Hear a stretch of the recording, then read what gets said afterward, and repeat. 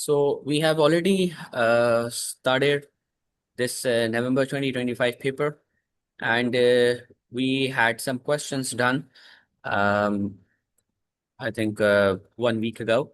So we can just skim and quickly move on to the questions which are still undone, right? So a car travels at a constant speed of 14 meters per second along a road. Um, we have to calculate the distance that is traveled by the car in 30 seconds. So the average speed is given and the time is given. You just multiply these two values and you will get 420 meters, right? And moving on to the next question. Uh, in this question, they are talking about the driver of the car sees an obstacle in the road ahead and applies the brakes. Which of these is a description of the thinking distance of the car? So, since thinking distance uh, is, depending between seeing the object and applying the brakes, right? So, distance traveled between seeing the object when the driver, looks the obstacle, okay, looks at the obstacle, and when he applies the brakes. So, the distance between that is going to be the thinking distance, okay? Which of these factors would increase the braking distance of the car? So a car at a low initial speed, it does not matter that initially if it is at lower speed or driver being tired, braking distance does not matter for the driver being tired because braking distance is the distance when you apply when you apply the brakes, right? When you see the object and then you apply the brake. Okay. Similarly, sorry, braking distance matters when you apply the brake. Okay. So it depends on the condition of the tires as well. Okay. Right. So worn tires on the car, right, will increase the braking distance. And even if there's a condition like wet road, then it will also be included. Okay. If it is a wet road, then the braking distance would also be increased due to less friction. State the only factor that affects both the thinking distance and the braking distance of the car. So there's only one factor that affect both thinking and braking. That's the speed of the car. Okay.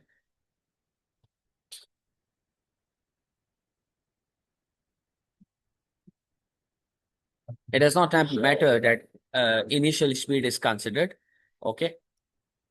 That's why this option includes lower initial speed. They are not saying initial. They are not saying lower speed. They have mentioned this initial. Okay, we do not talk about the initial speed. Okay, that does not matter. And then we have the question related to the electricity. This is a simplified diagram of the electrical wiring, and since it's a parallel circuit. So in parallel circuit, the current divides. The current has multiple paths to flow. The current larger than 32 ampere flows in the sockets. Uh, so describe how having the circuit breaker in series with the sockets protects the house. If the large amount of current flows, right? So what will happen? The circuit will break. Okay, the circuit will break. How? When the circuit breaker opens, so it will ultimately breaks the circuit, right? Right, and stops the current to flow. Okay, so the component, whatever the component that is connected, it will be disconnected, right? Now, the next question is a student suggests that fuses could be used instead of the circuit breakers. Now, fuses can be used, but the thing is that the main issue with the fuse that when it is disconnected or when it is broken, so it needs to be replaced. Okay, it cannot be reset, it cannot be repaired. Okay, so fuse is a thin wire having a large amount of current flows. So what will happen? The wire breaks and cannot be reset. Okay. Fuse does not cut off the current instantly. It stops current slowly or gradually, right? Then we have another question, which is talking about why wiring in the house includes an earth wire. So earth wire is actually, alternative way for the current to make it grounded, right? So current flows and ends to the earth wire, and earth wire also prevents the electric shock, right? By providing alternative route, and it helps in tripping the circuit breaker by providing low resistance. So that is the very relevant point. It helps in tripping the circuit breaker by providing low resistance. So, earth wire is made out of um soil, right? Earth wire is what? It's made out of soil, right? Uh, Actually, earth wire is a wire, right? And it is grounded. When you dig about 40 to 50 meters under the ground, okay, and then you drop that wire through the conducting pole, okay. Okay.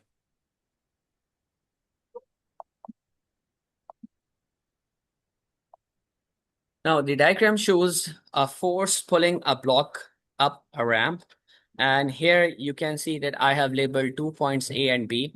And the purpose to just make you guys clear about it, which points we are considering. State the work done by the force, right? So which force is there? This force, right? 120 Newton force, okay? So this force is allowing the object to cover a distance of 3.7 meters, right? So you need to take this distance, 3.7 meter, and then you will multiply with 120, right? With 120, so you will multiply 120 with 3.7, you'll get 444. So answer could be 440 as well.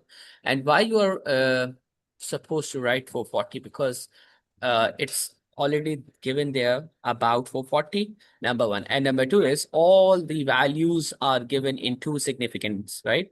So 120 is also two significant, 3.7 is also two significant. So your answer should also be in two significant, okay? So you need to make 444 to 440, right?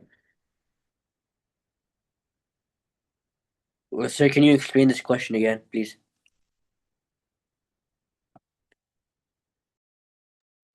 Sorry, what are you saying? Can you explain this question again, please?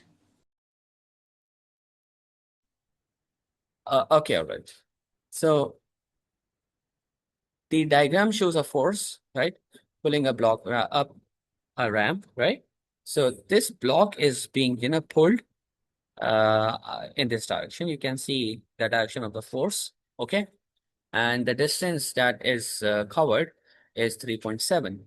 So the formula for the work done is already mentioned here, force multiplied by distance moved. You just need to multiply this 120 with 3.7 meters, okay? So you'll get the work done, Okay. right? The next thing is we have the block gains. Which block? This block, right? Which has started its, motion from here, point A. It reaches to point B, right? So the question says that the block gains 12 joule of energy in its gravitational store when it is lifted through a height of 0.82 meters. So calculate mass of the block. To calculate mass of the block, that means how can we find out? Because the gravitational potential energy, when any object is lifted, so it stores gravitational potential energy in it, right? So it is 12 joule. It is already given in the question. Now you need to recall the formula for the gravitational potential energy, which is mgh, right? So gravitational potential energy is 12 joule, and strength of gravity is 10, and the height that is given here over here 0.82 meters, right? So through this height, or we can say that when the object is, is moved from point A to B, so it is 0.82 meters far from the ground, right? So now you need to substitute this height, right? So how much far it is from the ground? 0.82 meters. Make sure when you use this formula, so height should be in meters. Okay. And so you, after substituting the values, you multiply 0.82 with 10, and then you will divide this 12 by 8.2, so you'll get 1.46. Okay. Now again, I would recall you the concept of the significant figures. The data over here, 12 joule, is also having 2 significant. 0.82 is also having 2 significant figures. Now, writing the answer should also be in 2 significant, right? So over here, 1.46 should be rounded to 1.5. Okay. Now, the next question is about a student states that the most of the input energy is destroyed. Now, the word destroyed, the term destroyed over here, is actually indicating that energy, it's making us to think that energy cannot be created nor and cannot be created nor be destroyed, right? So when the block is pulled up the ramp, so comment on the student's statement. What do you think? Is student correct? Because input energy is destroyed. So we cannot say input energy is destroyed, right? Energy cannot be destroyed. Okay. Energy cannot be destroyed or created. Energy is wasted or lost in the form of heat. Okay. And where is it lost it, or where is it wasted? It is lost or wasted in the environment, right? In the form of heat, okay, or in the form of thermal energy.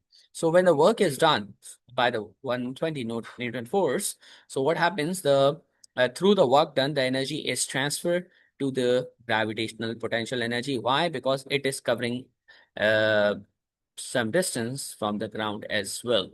So if any object gets lifted, it stores gravitational potential energy, and whatever the work you done on the object moving from one point to another, right? Or lifting the object from one point to another point, it stores gravitational potential energy in it. Okay.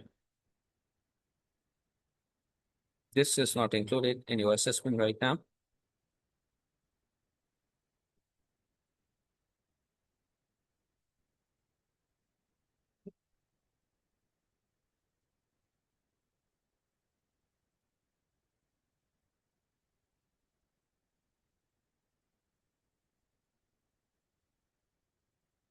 All right. So this question is about electricity.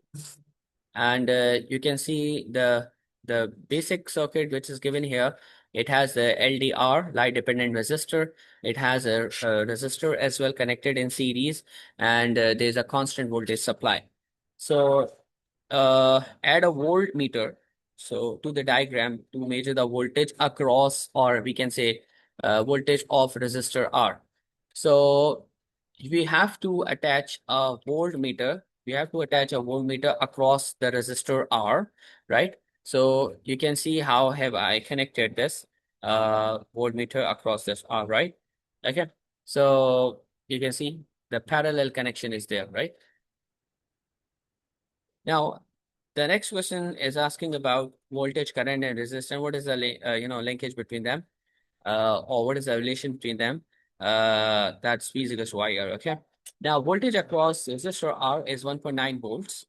Okay. The resistance of R is 800 ohms, and the current in the circuit is to be found out. So you will make I subject.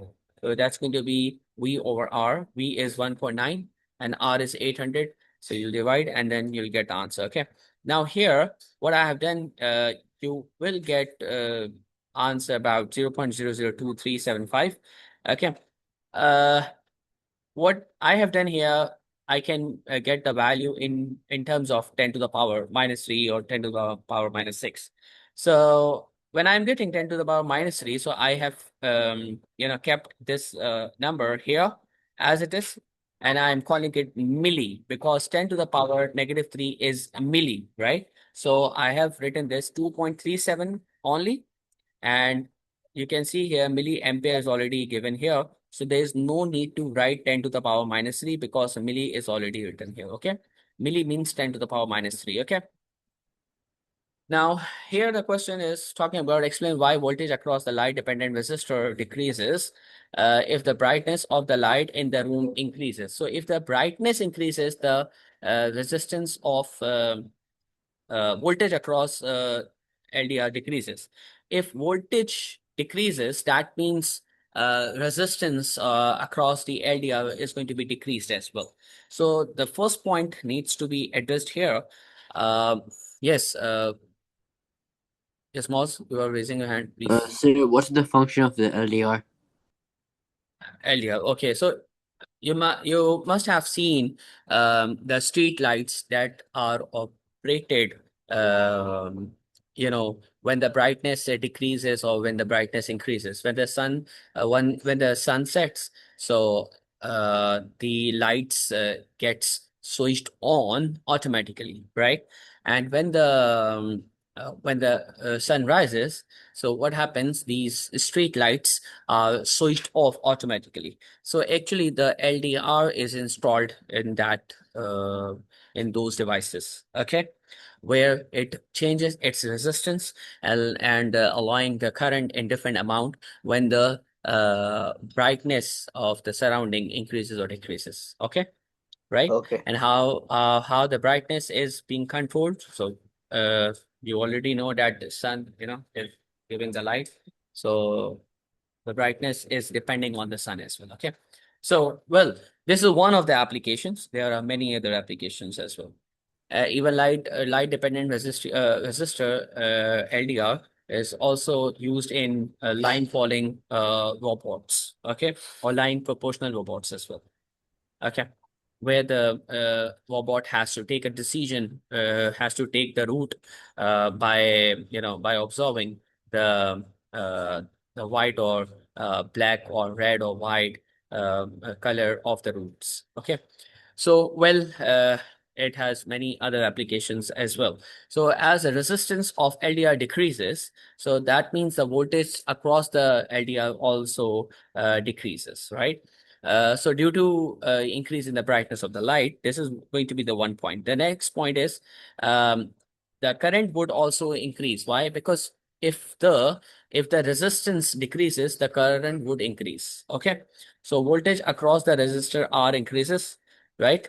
And R, where is R? R is connected in series, right? R is connected in series. So if voltage if voltage across the LDR, if initially it was 7 volt, after the changes of the brightness, the voltage across the LDR, let's say it becomes 4 volt. Okay, so the remaining voltage is going to be utilized across this R, right? So voltage across the R is going to be increased. Why? Because rest of the voltage is going to be utilized in the circuit. Okay, because it's a series circuit. So if you refer this, voltage across the resistor R increases, but voltage across the LDR decreases, right? To keep the total voltage constant or same, right? So this point has to be mentioned. Now, LDR and resistor are connected in series, therefore voltage splits or divides, okay, in the series circuit and current remains same. But if the total resistance decreases, the total current increases, okay? Now, another question is about a resistor, and they are saying another resistor is connected in parallel with resistor R. And you can refer, I have already drawn multiple resistors across this resistor R.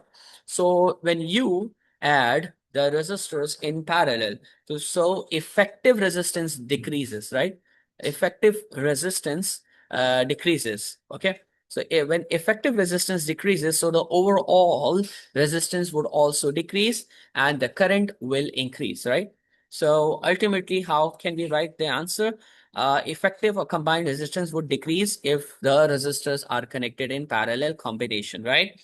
If I have two resistors in parallel, and you add the resistance. By the way, how do we calculate the resistance in parallel?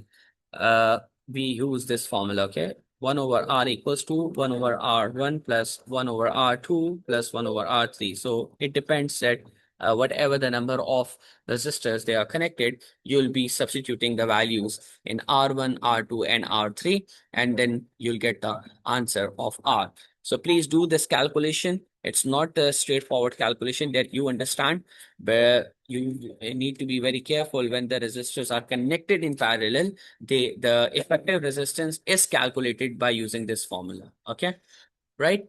So effective resistance would also uh, decrease when you add more number of resistors in parallel, right? Uh, the next is the more current flows through it. Why? Because if the resistance decreases, so the current will increase. Okay. Now, this question is about density. Okay, describe a method that could be used to accurately determine the volume of clay used in the pot. So, as you can see, this is the pot that is made of clay, right? How will you find out the volume? First of all, uh, you will recall uh, the formula for the density. Density equals to mass over volume, right? Now, when you want to find out volume, so what you will do, you will shift this guy there and drop this density down in the denominator. So the volume is on the one side and mass over density is going to be your equation, right? Now, for the volume of the clay of this pot, right? How much volume of the clay is used to make this pot? Uh, in order to find out, we have to have the mass and we have to have the density of the clay. Okay, and for for that, what I'm going to do, I'll take this. If you can see here, I've taken this Juraka can. This is Juraka can. Okay, this one is can. Okay, now I'll take this and I will fill this Juraka can uh, up to this level, right? Okay, and then I will immerse this pot into this Juraka can. So what will happen? Will the rise of water take place? Yeah. Will the water rise? Yeah. Will water rise when I pour something? So definitely the level of the water increases. So what will happen? The the the volume of whatever the thing that is placed, the same amount of water start spill over from this outlet, right? And that volume of water is collected in the measuring cylinder. This is called measuring cylinder, okay? Right? So you will measure the volume of water that is collected through the Eureka can, right? The water which is coming through the Eureka can will be collected in the measuring cylinder, and then you will measure how much volume of water is collected. And then you will come to know the volume of the uh, this pot. Okay. This is one of the ways. Another way you can take out the mass of this pot, and then you get the value of the density of the clay, and then you can divide. So this is the calculation method where you need to find out the density of the clay first of all. Okay. Well, you can see here. Fill the Eureka can using water, then place a pot inside the Eureka can such that the water displaces through this spot. Collect the water coming out from the spurt in the measuring cylinder and set the line of sight to avoid parallax error. Repeat the experiment to avoid anomalous reading. This method is known as displacement method. Okay. Now, give the name of a piece of apparatus that could be used to measure the mass of the clay pot, that is balance or electronic balance. Okay. Here we go with the calculation of density. Um, First of all, they have given mass of empty pot, right, which is 1.2 kilogram, and mass of pot filled with liquid in kilogram is 6.8 kilogram. Okay. Now, what you can do, calculate the volume of liquid. So in order to find out the volume of liquid, we have to have the mass of liquid and the density of liquid. Okay. So mass is first of all, in order to find out the mass of liquid, I will take the mass of pot and liquid together, that is 6.8, and I will subtract the empty pot mass from this 6.8. Okay. So that's going to be 6.8 minus 1.2. We'll get 5.6. And then we already have this density of the liquid, which is 920 kilogram per meter cube. So that's going to be mass per density, 5.6 divided by 920. You will get this number, right? Uh, Now we have another question which is related to kinematics, right? That is position and movement. The photograph shows a car being driven along a straight race track, and a car starts from rest and accelerates along the straight race track. So you can see here the how the velocity of the car changes with the time after the car starts to accelerate. Now, as you can see here, that the gradient is decreasing, right? Gradient is what? The change, right? Whatever the change is, change in y and per change in x-axis, right? So is the gradient. Okay. So the velocity time graph, the gradient of velocity time graph gives the acceleration. Okay. So you can see here the velocity is increasing, but change of velocity is decreasing, right? Change of velocity is decreasing means acceleration is decreasing. Okay. So what feature of the graph gives the magnitude of acceleration of the car? I have already discussed the gradient of velocity time graph gives the acceleration. Okay. At which point on the graph does the driver of the car first apply the brakes? So you can see here there are different points where you can observe that uh, PQRS, right? These are the different points. So at which point on the graph does the driver of the car first apply the brake? Okay, you can see here there's a increase of the speed. There's an increase of the speed, right? In every time there's an increase of the speed. But after this point, you can see there's a decrease of speed, right? There's a decrease of speed. So how do we know that the brakes are applied? When the speed starts, decreasing. Okay, right? Now, explain why the graph is curved for first 11 seconds. So you can see here, first 11 seconds, what is happening here? What is happening here? The change in velocity is decreasing, right? So it is not moving with a constant speed, right? So when the speed increases, drag or air resistance increases.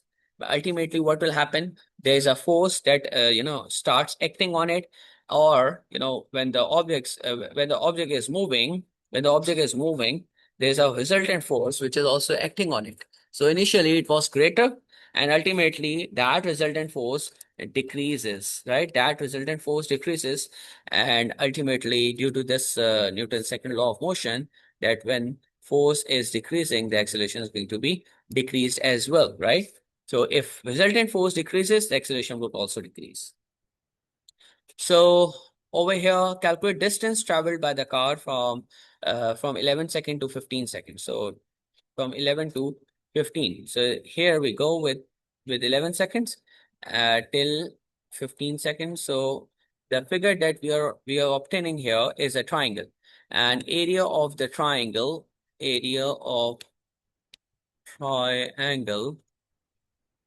gives distance over here, right?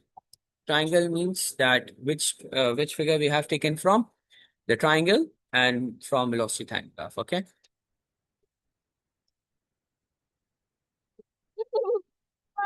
Yeah. I'm coming.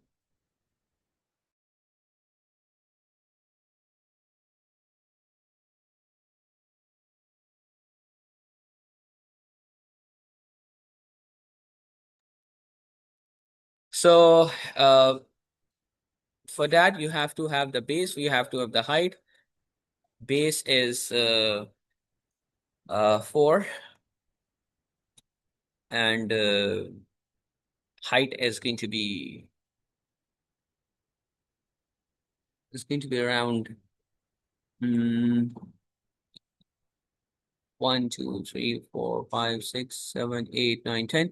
So each box is going to be 2. So 82, 84, 86, 88, right? So it's going to be 88. Okay, so 2 times 44 and 4 times 44 is going to be. All right. So here we go with this. It's going to be 4 times 8.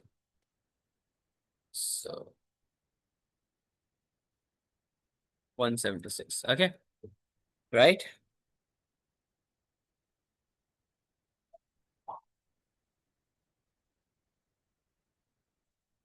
Now, this question is about the convection current, and I have already discussed the concept of that.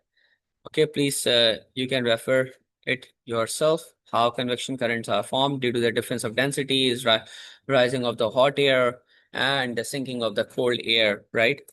Okay, due to the difference of densities. Clear? All right, so this question is about the pressure of gas. This question is about gas pressure. In diagram 1 shows some gas particles contained in a box. The gas particles move in a random motion. State what is meant by term random motion. Yes, what is meant by random motion? Yeah. The gas particles move freely. The particles move freely. Okay. Can we say that we cannot predict their direction? Yeah. Yeah. Or we can say particles are not moving in one specific direction, or they are moving in different directions. Okay. Right. With different speed. It's not necessary that each particle moves with the same speed. So term random motion is going to be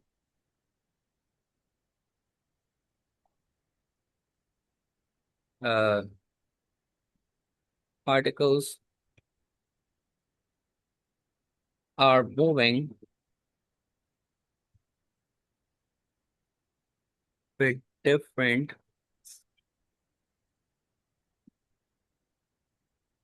speeds, right? Particles are moving with different speeds, um, and moving in different directions, right? In different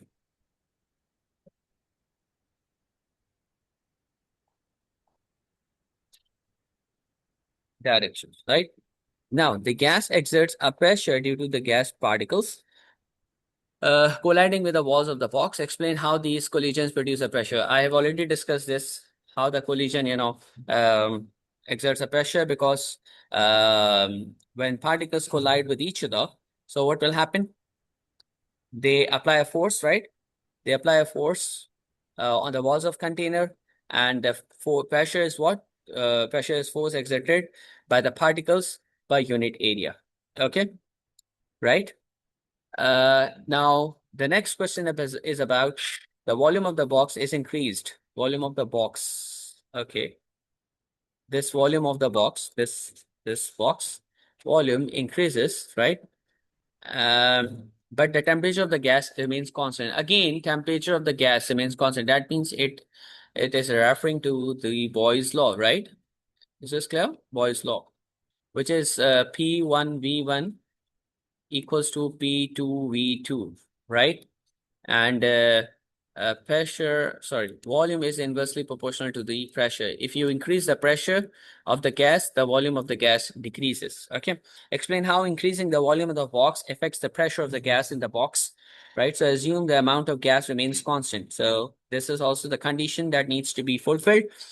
So how the volume increases, explain how increase of the volume of the box affects the pressure of the gas.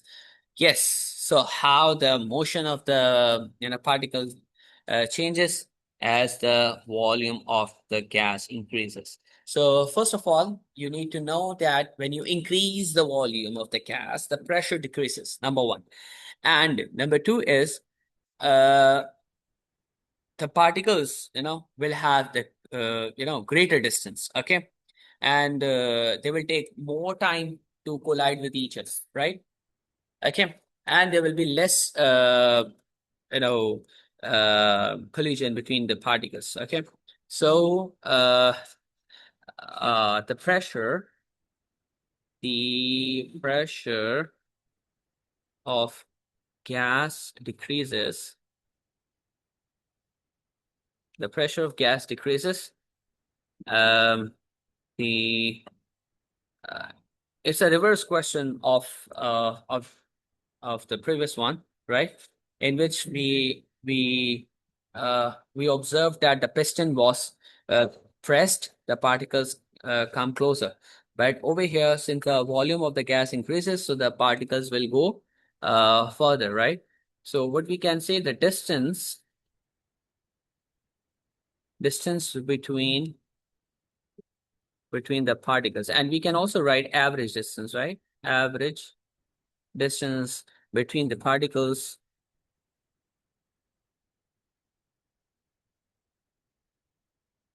increases, right? Average distance between the particles increases, right?